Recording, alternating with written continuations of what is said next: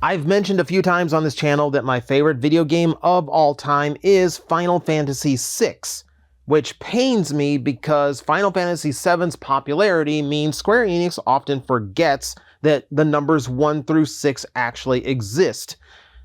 Now, I loved FF7 back when it first came out. I've kind of soured on it. I don't think it ages as well as a lot of people do, which I know people are immediately revoking my gamer card for saying.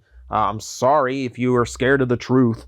But that said, I still have enough nostalgia for it to actually enjoy the novel things that they do, like these little Polygon figures that I think are way, way overdue. Why was this just a thing that came out like a year or two ago?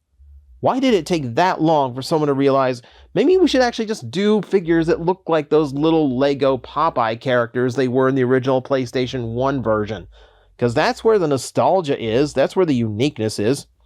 So they did a whole series of these, and I'm only going to take a look at a few today for the sake of time, starting with Cloud.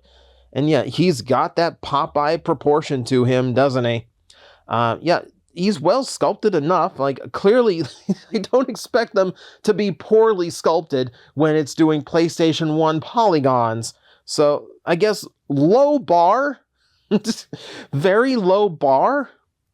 But it is a nice little figure. It doesn't articulate in any way, but it's got the colors and shapes in the right spot. I mean, it's exactly what I would be looking for out of something like this. I will say these are not packaged very well, because like my Cloud does have a little bit of like, oh, if the camera would zoom in on the right thing. My Cloud does have a little bit of a smooth criminal lean to him. He's not the only one who does that. These figures are unfortunately not that stable. I really wish they came with bases. But it is what it is, and it's fairly nice for what it is. We'll switch it up to Tifa. And again, Tifa looking pretty good in character. And yeah, like it's pretty well done. All right, so yeah, tampagraphs for the eyes gets that look across really, really well. You can see like just a slight detail of a mouth there. Just a very slight indication that she has lips. And then, yeah, similar proportions. Very squared off and blocky all the way around. Got her full lock of hair there going on. Yeah, it's a fairly nice representation. All of these are done pretty well. So no real complaints as far as just like accuracy to the sculpt. We can say the same thing about Aerith. Yeah, never mind that little divide. So, apparently, that didn't get glued together, right? But she still looks enough like the flower girl from Midgar, so I'll give it a pass for now. You can see that there are quite a few parts making it up, so if these seem expensive, it does seem like they took a lot of individual pieces and started gluing them together in order to create the figurines. So, there's a little bit more effort going in here than it originally seems. She's got her ponytail, she's got her bow, dress going all the way down, everything looking pretty accurate to how I remember the original game. And then to wrap up our Midgar crew, Barret, complete with painted on beard and everything, looking as angry as he always did in that game. He does get to be the muscle and the bulk of this particular series. He's much heavier than the rest, obviously. They're all kept very well in proportion, so if you have them together on a shelf, they kind of just look like a cutscene where everyone's gathered around from the party. He does have the machine gun hand, which is to say he has a gray block. He has a gray block on his right arm. Yep, then the shorts are included, the feet. Now, you can see, like, those are not shaped correctly.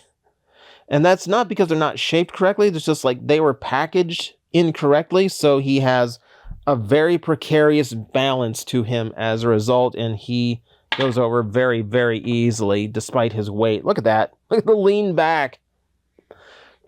So I do wish these were packaged better so you could more reliably stand them up. So for what they are, yeah, they serve the purpose. They represent the characters well. It's a very fun little nostalgia thing to have those like PlayStation polygons in your hand on your shelf.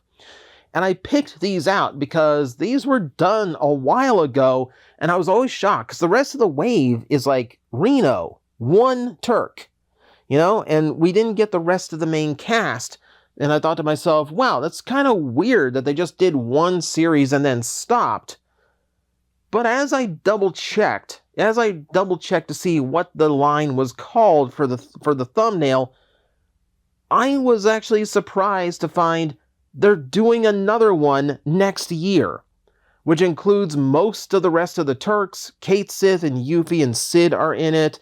There's a mystery figure that totally isn't Zack.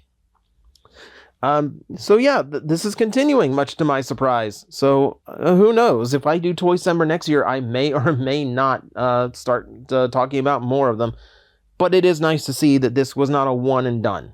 So hopefully we get around to more, because this could be fun to have a whole massive collection of.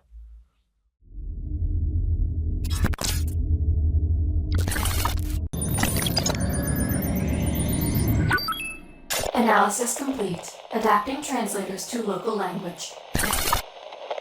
Are you out there?